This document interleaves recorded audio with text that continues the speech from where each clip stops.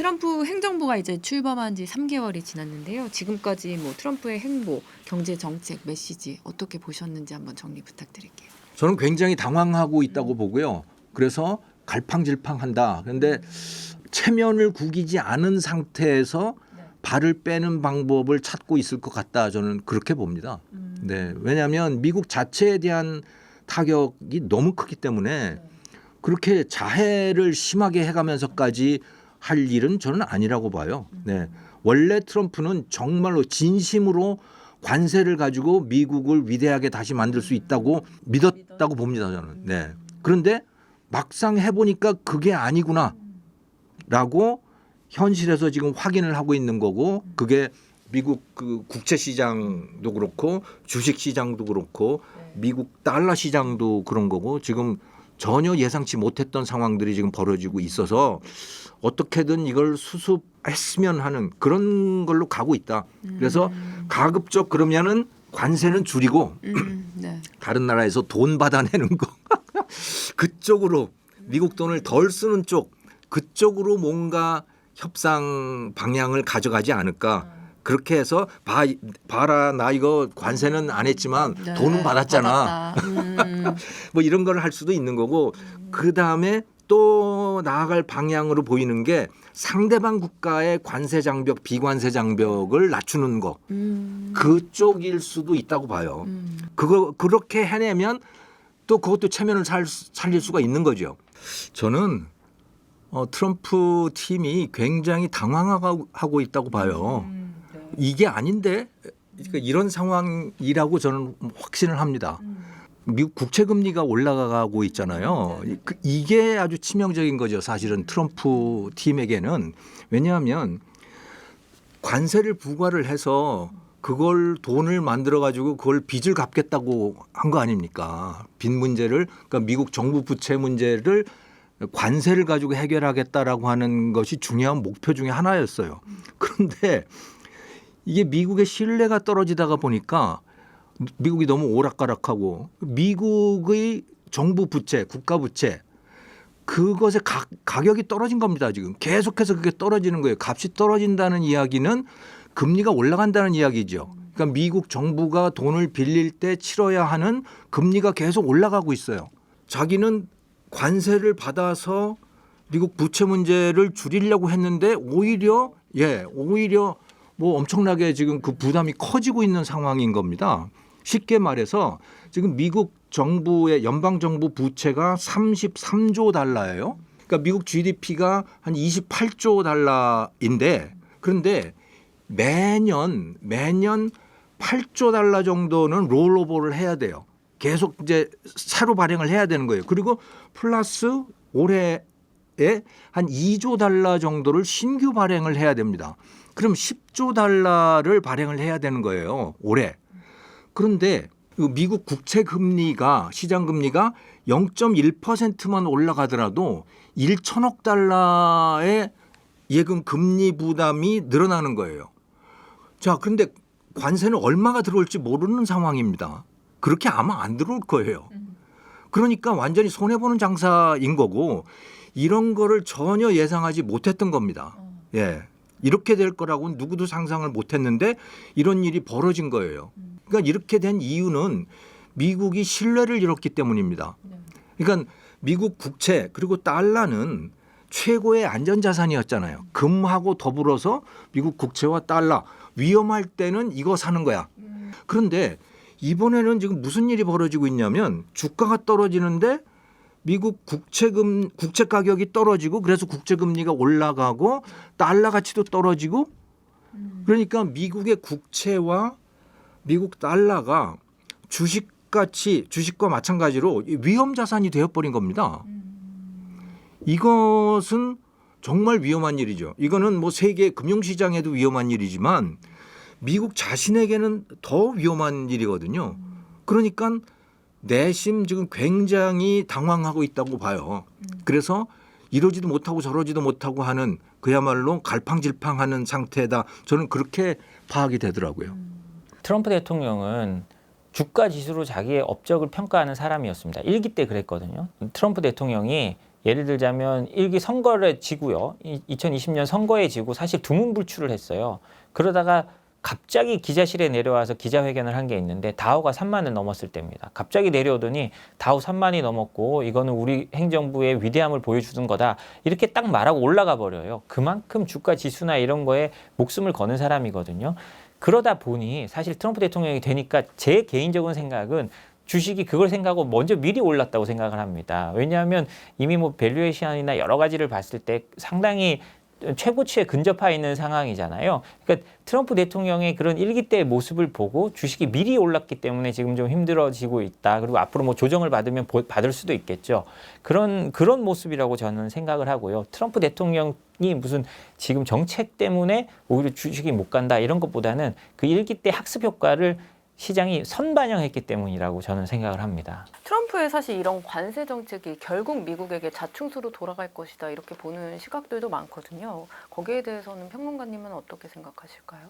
미국은 당연히 자충수를 두는 거 아니겠습니까? 지금 한번 생각을 해보십시오. 일단 미국은 수입하는 것들이 워낙 많기 때문에 수출하는 거에 비해서 관세 정책을 해서 상호 관세를 하게 되면은 미국이 덜 피해를 받는 건 맞아요. 미국이. 그렇지만 미국이 전혀 피해를 안 보는 게 아니지 않습니까? 당장 소비자 물가에 영향을 미칠 거 아니에요. 지금 얼마 전에 분석해 놓은 거 보면 그래요. 캐나다, 멕시코 만약에 25% 관세가 제대로 부과가 되고 중국이 10% 관세를 올렸잖아요. 그럼 근원 소비자 물가가 한 0.7%포인트 정도 올라갈 거다. 올해 말에.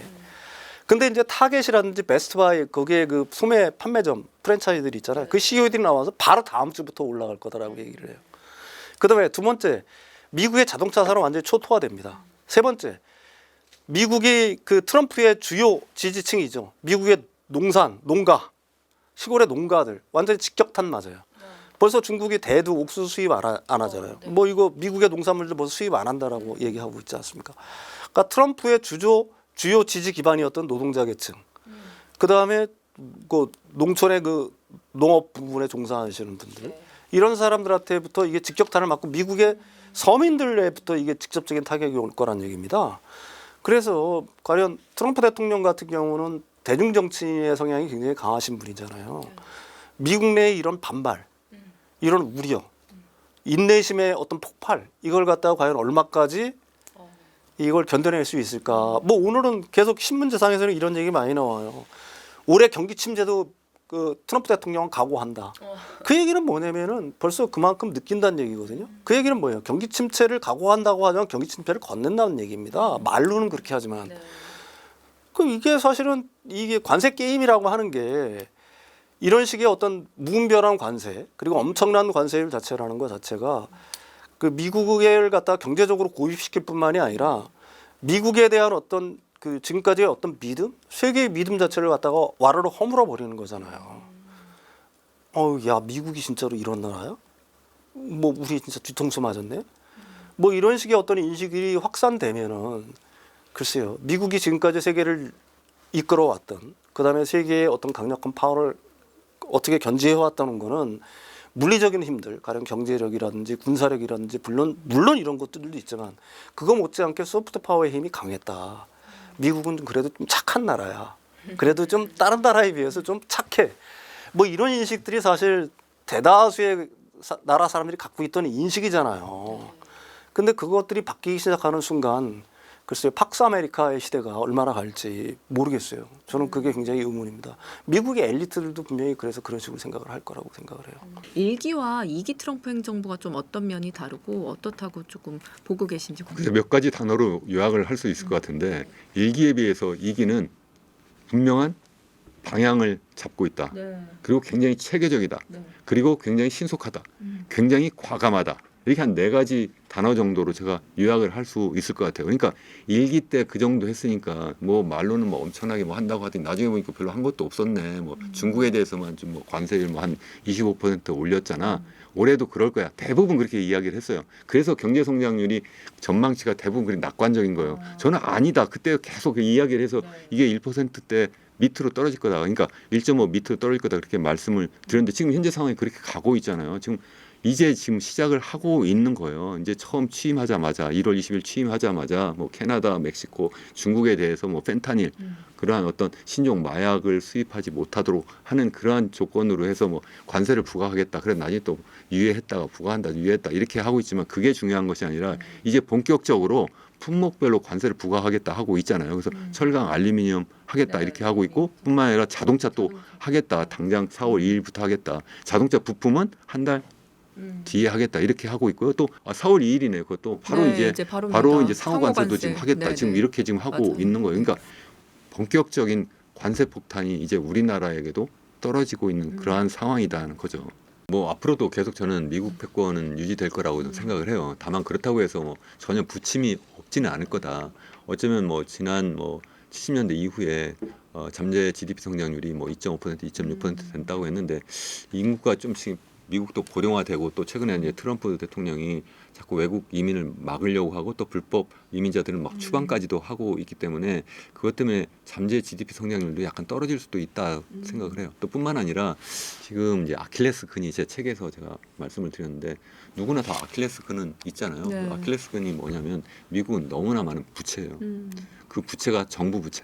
결국 이 부채라는 게 뭐예요? 결국 빚을 갚아야 되잖아요. 그 부채를 갚으려고 하니까 이자를 갚아야 되고 원금을 갚아야 되는데 이자를 갚는 그것만 해도 이미 지난해 기준으로 미국의 국방비 지출보다 더 많다. 뭐 이런 이야기를 이미 많이 하고 있잖아요. 그러니까 이게 큰일 난 거죠. 그래서 뭐 일부에서는 국방비 지출보다 정부가 빚 갚는 게 많은 나라는 결국 망한다. 뭐 이런 이야기까지 하는 제가 레포트도 제가 본 적이 있었는데 어디 뭐 망하지는 않겠지만 적어도 이제 어떤 방법을 찾아내려고 하겠죠. 그래서 트럼프 대통령이 적극적으로 이 부채를 줄이려고 하는 거예요. 이게 결국은 그걸 줄이기 위한 방법. 우선 첫 번째는 적어도 증가 속도를 줄여야 되니까 이 적어도 정부의 그러니까 부채라고 하는 거는 매년 적자가 누적이 돼서 나오는 거잖아요. 그 적자가 여기 보시면 이게 지난해에도 1.8조 정도 됐어요. 1.8조 달러. 이게 2020년에 이제 굉장히 많이 증가했고, 근데 코로나 때 이제 돈을 많이 풀기 시작한 거죠. 이게 연방 정부에서도 이렇게 풀어서 그런 거고, 그만큼 적자를 본 거죠. 세금을 거둔 것보다 돈을 빌려서 많이 이렇게 쓴 거잖아요. 그래서 3조 이상 막 썼는데, 그래서 2020, 21 많이 썼다가 좀 줄어드는 것처럼인데 지난번 바이든 행정부 때 계속 돈을 많이 풀었는데 이게 얼마나 많이 푼 거냐면요.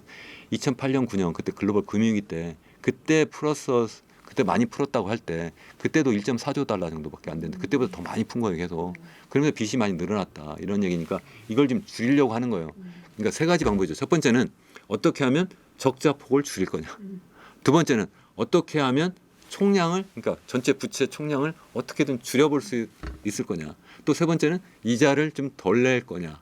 이거잖아요. 그래서 이제 여러 가지 방법을 쓰고 있는데 일단 어쨌든 그렇게 하려면 이자를 적게 내려면 금리가 좀 떨어져야 되는데 국채 수익률 좀 떨어뜨리려면 아까 말씀드린 것처럼 이 스테이블 코인 같은 것이 막 활성화가 되면 그거 가지고 막 그 사람들이 돈을 보내고 받고 하면 결국은 그 회사가 테더 회사가 예를 들어서 이 미국 국채를 막 사줄 테니까 국채 금리가 10년 만기 국채 특히 이제 장기 국채를 얘들이 사니까 그러면 국채 수익률이 떨어질 거다 이렇게 보는 거죠. 그러니까 미국 정부가 공식적으로 장관도 그렇게 이야기를 하잖아요. 재무장관이 우리의 목표는 10년 만기 국채 수익률을 금리를 좀 떨어뜨리는 것이다. 이렇게 이야기를 하고 있는데 지금 그렇게 자꾸 유도하고 있을 뿐만 아니라 요새 뭐 여러 말하려고 합의 뭐 이런 얘기 뭐 들어보셨는지 모르겠는데 뭐 100년짜리 그러한 국채로 바꿔주자 아니 만기 막 돌아오는 이런 그러니까 우리나라 포함해서 뭐 중국, 일본, 영국 이런 나라들이 다 지금 미국 국채를 사가지고 갖고 있잖아요. 그러니까 외환보유고로 쌓고 있다는 게 우리나라 달러를 그냥 갖고 있는 게 아니에요.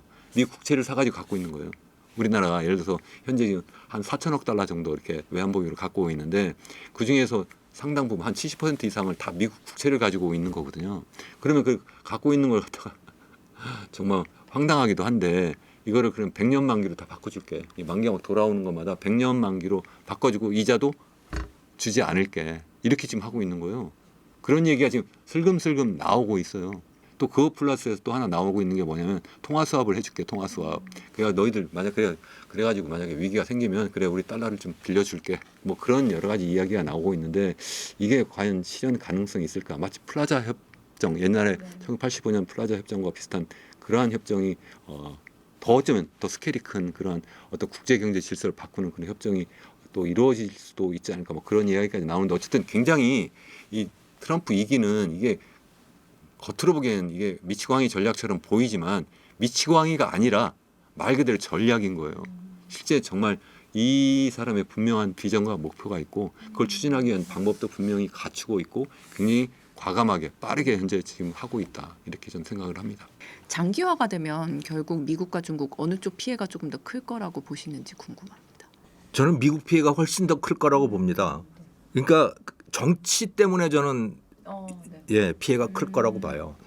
어느 쪽 다 경제만 가지고 보면 그다지 큰 타격이 아니에요.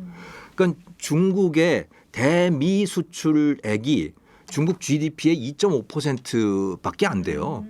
우리나라가 7.5%. 근데 멕시코, 베트남 이런 데는 30% 그러거든요. 그러니까 멕시코, 베트남 같은 나라는 치명타예요. 관세가. 우리 한국만 해도 그렇게 치명타가 아니에요. GDP의 7.5% 정도니까. 치명타를 입는 건 우리는 자동차 같은 거. 이게 치명타인데 뭐 대부분 다른 거에는 그렇게 치명타는 아닙니다. 미국도 마찬가지예요. 미국도 중국에서 수입하는 게 그렇게 많지 않아요. 그러니까 그런 기업들이 있기는 하지만 그렇게 치명타는 아니다. 그런데 고통스러운 거는 분명하죠. 그 고통을 누가 견딜 수 있느냐의 게임인 겁니다. 그런 치킨 게임이거든요. 근데 중국은 이미 말씀드렸듯이 중국 인민들은 견뎌내요.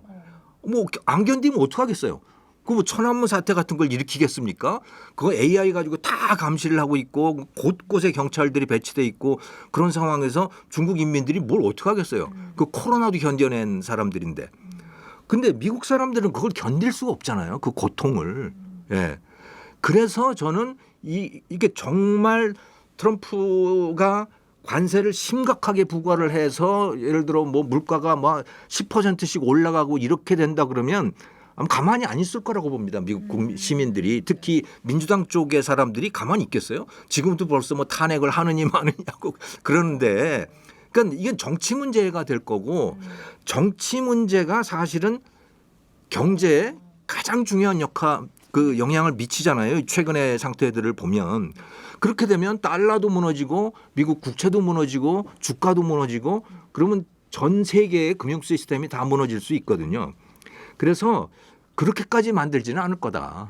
예, 그렇게까지 만들 수는 없는 거 아니에요. 그럼 자기도 손해인데. 네. 그래서 타격이 있다면 미국이 더 큰 타격을 입을 것이고 그렇게 될 때까지 가지는 않을 것 같다. 저는 그렇게 내다봅니다. 중국의 미국 수출 비중은요 지금 한 15, 16% 되거든요. 한때 많을 때 22%까지 간 걸로 아는데 중국이 실제로 많이 낮췄습니다. 그래서 상당히 중국의 타격이 덜할 거라고도 생각하지만요. 하지만 여전히 중국이 미국 상품 수입하는 것보다 중국이 미국에 수출하는 게 훨씬 더 많습니다. 일기 때를 보면요.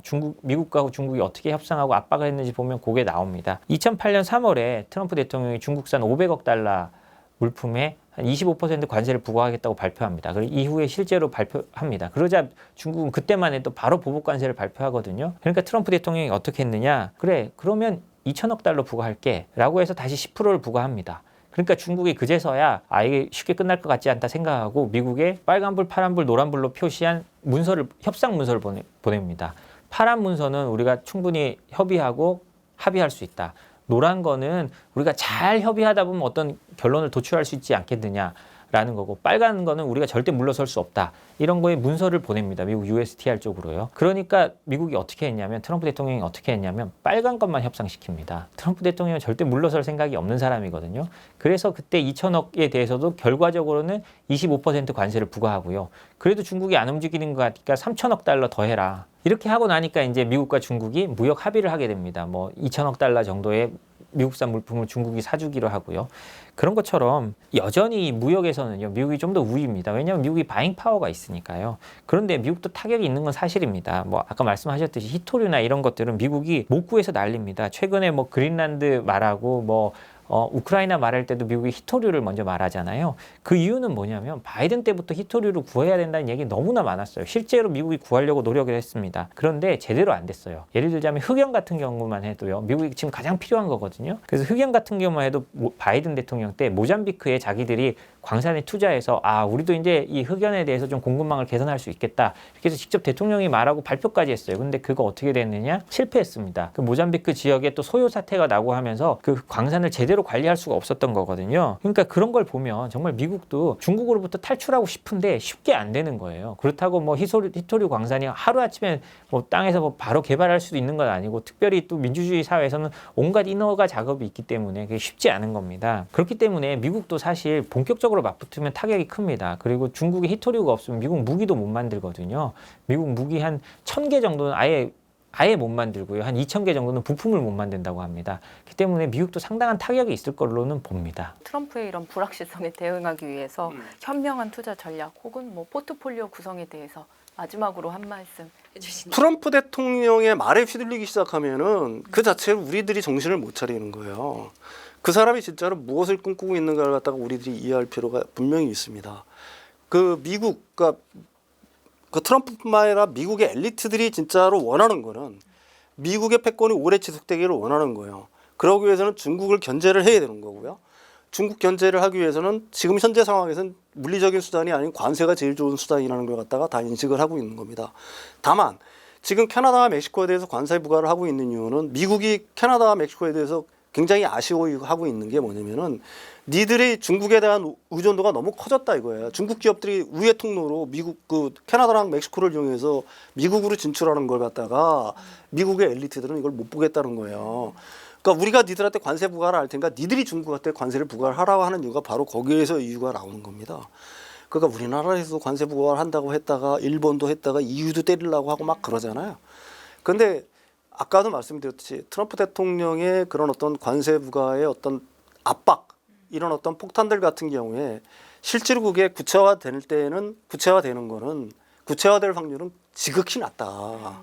지극히 낮다. 이런 점에 대해서 어느 정도 좀 분명히 인식을 하고 있어야 될 것 같고요. 그런 측면에서 그 양반의 말에 의해서 신앙이 흔들릴 때는 제가 생각하기에는 오히려 좋은 기회가 될 수도 있다 이렇게 생각을 해요. 예, 투자하는 측면에서는. 예. 관세 전쟁이 지나고 나면 수출 통제와 본격적인 제재 전쟁이 벌어질 거라고 저는 생각을 합니다. 왜냐하면 관세는 어떻게 생각하면 융단 폭격입니다. 그런 다음에 지도부를 향한 정밀 폭격이 이루어지게 되는데요. 그 지도부를 향한 정밀 폭격은 수출 통제와 제재가 될 겁니다. 반도체에 대해서 우리가 또 면제를 얻고 해가지고 우리의 그 운신의 폭을 넓혀야 되는 건 사실이지만 그 면제는 좀 결국은 한계가 있을 거거든요. 그럼 그런 한계가 있다면 우리가 좀 먼저 움직여서 그쪽이 어떻게 움직일까를 보고 미리미리 공급망 같은 걸 조절해 놓는 것 굉장히 필요하다고 생각합니다. 특히 아까도 말씀드렸듯이 앞으로의 세계는 미국으로의 공급망으로 가는 세계, 중국으로 공급망으로 가는 세계로 갈릴 가능성이 아주 높거든요. 그럼 우리 기업들도 내가 어디 수출하느냐, 내가 어떤 시장을 타겟으로 하느냐에 따라서 전략을 세밀하게 바꿔 나가야 됩니다. 물론 뭐 당장 트럼프 4년간 어떻게 된다는 얘기는 아니고요. 이게 아주 장기적인 트렌드라고 저는 생각하기 때문에 미리 준비해 놔야 됩니다. 그리고 어떤 것에서 이득을 볼까라는 판단보다는요, 어떻게 하면 불이익을 줄일까로 접근하는 것이 저는 맞다고 생각합니다. 그러면 불이익을 줄이기 위해서는요, 내가 어떤 문제가 생겼을 때 벌금을 줄일 수 있고 어떤 경고로 넘어갈 수 있는 그런 뭐 제도나 이런 거를 그 회사 안에 만들어 놓고 그걸 잘 찾아가는 것이 저는 필요하다고 생각을 합니다. 그리고 가장 중요한 것은 저는 이번 판에 가장 중요한 플레이어는 공무원이라고 생각을 합니다. 왜냐하면 각 기업들은 예를 들면 우리나라 대기업을 따지면 각 기업들은 어느 정도 이제 투자하겠다는 이런 뭉텅이의 이제 재료들을 모아놓으면 그거를 잘 포장해서 트럼프가 보기 좋고 선전하기 좋게 만들어주는 건 공무원들이거든요. 그런 것도 정치인들이 하는 것도 아닙니다. 공무원들이 잘 포장을 해준 걸 가지고 정치인들이 광을 내는 거잖아요. 그런 부분을 우리가 잘 생각을 하고 공무원들이 일할 수 있는 여건을 좀 더 잘 만들어줘야 우리가 이 파고를 좀 잘 넘어갈 수 있다고 저는 생각을 합니다. 한국 산업만 따로 놓고 본다면 대부분 산업들이 다 안 좋아지는 상황인데 그중에서 새로운 그러니까 햇빛이 드는 미국이 절실히 필요로 하는 그런 산업은 이미 말씀드렸듯이 조선, 또 제약 중에서도 CDMO, 삼성바이오로직스나 이런 그러니까 글로벌 제약사들의 그 신약을 갖다가 여기서 제조해주는 그런 거, 또 그건 화장품도 저는 마찬가지일 거라고 보고요.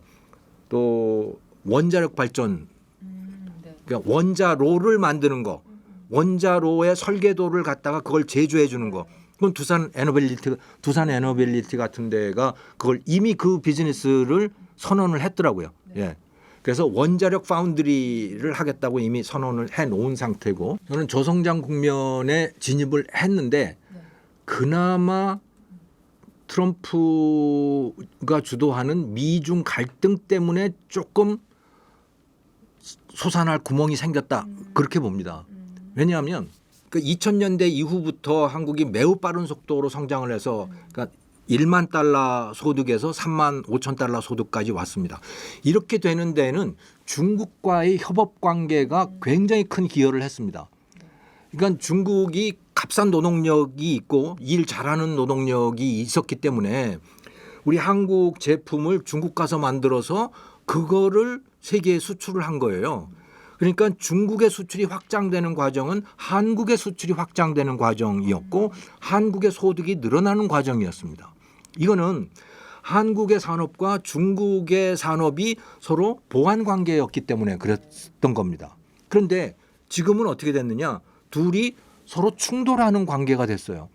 한국이 잘 만들던 주력 산업, 주력 제품들을 중국이 다 거의 그 정도 수준을 만들게 된 거고 가성비는 오히려 더 좋은 상태가 되어버렸고 그래서 같은 시장에서 한국과 중국이 같이 경쟁을 하면 이제 한국은 뭐 100점 100패를 할 수밖에 없는 상황. 그러니까 2000년대 초반에 일본과 한국의 상황처럼 되어버린 겁니다.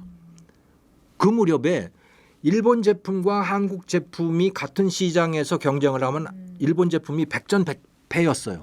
그러면서 소니니 무슨 도시바니 이런 데들이 다 이제 한국 때문에 다 문을 닫는 상황이 되어버렸죠. 중국하고 한국 사이가 똑같이 되는 상황이었습니다. 그런데 미국이 그 중국을 떼어내기 시작한 거예요. 그러면서 중국이 진입할 수 없는 시장을 만들어 놓기 시작한 겁니다. 거기에서 한국 제품들이 살 수가 있게 된 거예요.